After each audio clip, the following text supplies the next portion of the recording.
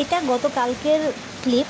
আমাদের নারায়ণগঞ্জে কালকে রাতে 11:30টার দিকে প্রচুর শিলাবৃষ্টি হয়েছে। আর কার কার এলাকায় হয়েছে অবশ্যই কমেন্ট করে জানাবেন। আসসালামু আলাইকুম সবাইকে। সকালবেলা যেহেতু ওয়েদারটা মেঘলা ছিল, তো সকালে ঘুম থেকে ওঠার পরে চিন্তা করছিলাম কী রান্না করব। যে ভাবতে ভাবতে হঠাৎ করে চিন্তা করলাম আচ্ছা খিচুড়ি রান্না করি। তো এখানে আমি ডাল চাল সব কিছু নিয়ে নিচ্ছিলাম পরিমাণ মতো। আর এখানে আমি পোলাওয়ের চাল দিয়ে আজকে খিচুড়িটা রান্না করব। এজন্য আমি আর এক্সট্রা কোনো সবজি দিব না, কারণ পোলাওয়ের চালে খিচুড়িতে এক্সট্রা সবজি ভালো লাগবে না। আমি যদি নর্মালি ভাতের চাল দিয়ে খিচুড়ি রান্না করতাম তাহলে এখানে আমি 3-4 পদের সবজি দিতাম। আর এটা আমার খুব পছন্দের কাজ। ডাল আর চাল একসাথে এভাবে মিক্স করতে আমার খুব মজা লাগে। এই কাজটা ছোটোবেলায় আমি খুব করতাম। আমার মতো আর কার কার এরকম আজেরা কাজ ভালো লাগে বলেন তো, কমেন্ট করে কিন্তু জানাতে ভুলবেন না। তো এদিকে আমি চালটা আর ডালটাকে একসাথে ভালো মতো পরিষ্কার করে ধুয়ে নিয়ে এসেছি। এখন সব কিছুকে আমি যে পাত্রে রান্না করব সেখানে একসাথে মিক্স করার পালা। আমি একে একে সবগুলো প্রয়োজনীয় মশলা দিয়ে নিচ্ছি। এরপর আমি আমার হাত দিয়ে ভালো মতো কচলিয়ে সব কিছু একসাথে মেখে নিব।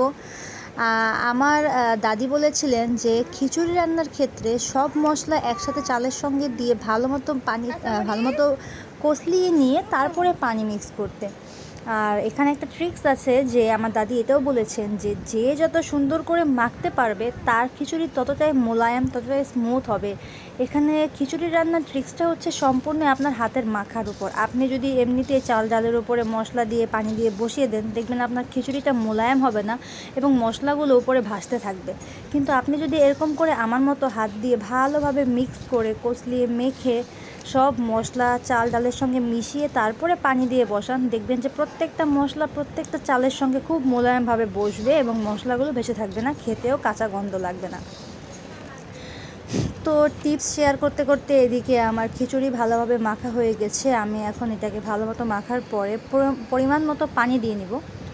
এই তো এদিকে আমার রান্নাও হয়ে গিয়েছে। আমি অফ ক্যামেরায় বারবার লেড়ে চেড়ে সুন্দর করে দমে বসিয়ে রেখেছিলাম। আমার খিচুড়ি থেকে কি সুন্দর গরম গরম ধোয়া উঠছে, দেখেন, দেখেই লোভ লাগছে, তাই না? আর আমার খিচুড়ি কিন্তু একেবারে ঝরঝরে হয়েছে। এখন আমি এটাকে দমে আরও 10-15 মিনিট বসিয়ে রাখবো। তারপর এটা ঘরে নিয়ে আসলাম। ঘরে আনার পরে দেখাচ্ছি খিচুড়িটার দেখতে কেমন হয়েছে। এই যে খিচুড়িটা দেখতে কিন্তু খুবই লোভনীয়। আর যেহেতু এটা পোলার চালের খিচুড়ি, এখান থেকে খুব সুন্দর একটা স্মেল আসছিল। আমি একটু খিচুড়িটা ধরে দেখাই। খিচুড়িটা একেবারে ঝরঝরে এবং একদম নরম হয়েছে, এমন না যে শক্ত। দেখেন টিপ দিলে গলে যায়, কিন্তু আবার ঝরঝরে। এই খিচুড়িটা আমি চেয়েছিলাম গোস্ত দিয়ে খেতে, কিন্তু আপনাদের ভাইয়া বলল গোস্ত রান্না করার কোনো দরকার নেই, আজের একটা ঝামেলা হয়ে যাবে। এখন আবার এটা আমরা আচারের তেল, ডিম ভর্তা যা যা আছে এগুলো দিয়েই খাবো। তো সকালে আমি ঘুম থেকে উঠেই প্রথমে তো আর জানতাম না যে খিচুড়ি রান্না করব, তখন আমি অলরেডি ভাত দিয়ে খাওয়ার জন্য কচু শাক রান্না করে ফেলেছিলাম। তো এই শাকটাকেও খিচুড়ি দিয়ে খেয়ে নিব এবং সাথে দেখি আমি 1-2 পদের ভর্তা করার ট্রাই করব ইনশাআল্লাহ। ভালো থাকবেন সবাই। আর এই খিচুড়িটা যারা এখন পর্যন্ত ট্রাই করেননি, এভাবে মিক্স করে কচলিয়ে মেখে ট্রাই করে দেখবেন এবং কেমন হলো খেতে অবশ্যই কমেন্ট করে জানাবেন। আল্লাহ হাফেজ।